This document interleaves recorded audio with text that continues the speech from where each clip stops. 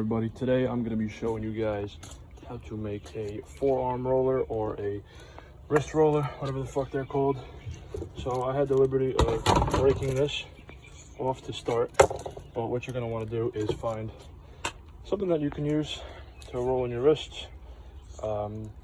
This works. This is just a piece of wood that I had, maybe a stickball bat. I had it in the garage. I would rather have a thicker one, as it would work the forearms out a little bit better, but this will do. So I'm gonna break it down into a little smaller thing to work with, maybe about shoulder width or so. Probably gonna do that with a saw. So I'm gonna show you guys that right now. All right guys, so I found this hedge trimmer, which should do the trick. I'm gonna try to cut this into something I can work with. I didn't have a handsaw at the moment, but if it ends up being too jagged on one side, I can just try and sand it off. So I'm gonna go ahead and do that now for you guys. All right, so it actually worked out pretty well.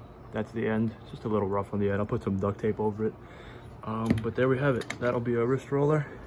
And I'm gonna show you guys how to put a rope around it and get it to work. All right guys, so I'm gonna continue to show you guys how to do the roller. Here's our stick. I put some tape on it right in the middle. I will tell you why we did that in a second, but I went ahead and got some rope. All right, this is the size of that. It's probably too long, but I just cut it from a spool like this. Any rope can do. You can probably use an extension cord you have lying around, or anything else that's pretty tough. So we're gonna go ahead and tie the knots now. All right, so we got the rope right here. I'm gonna tie it on to the stick. I'll show you this knot. It's pretty simple. I don't know what it's called, but I use it for fishing, and it's pretty easy. So I'll go ahead. I'm trying to look at the camera while doing this. Cross one over, and this free side's going into the loop once, twice, and the third time. Now we're gonna pull that tight. Should look something like that. This will tighten up once the weight is on the other side, so no worries. That ain't going nowhere though. All right, so now we do the adjustable knot. So same kind of thing. One loop over, as so. This side is going on one side of the rope. One time, two times, and the third time it's going around both of the knots, and then into itself. Hold that tight, and then you have the adjustable knot. You should be able to move it back and forth to fit whatever weight you want to put into the wrist roller.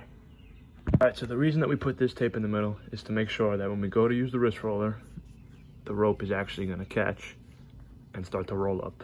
Otherwise, on this piece of wood, it was just slipping. So I'm going to go ahead and put a 10-pound weight into our adjustable knot and show you what happens. So put the weight in here, tighten it up with the knot. Once the weight is in here, everything is going to tighten up. All right, everything looks good so far. And then we can start rolling. I'm going to show you guys that. All right, we're going to go ahead and start rolling. So, all the way up. As you can see, the rope will start to twist over itself. Got the dumbbell right here. I'm gonna let it fall. And that shit is a good workout for your forearms, so try it out.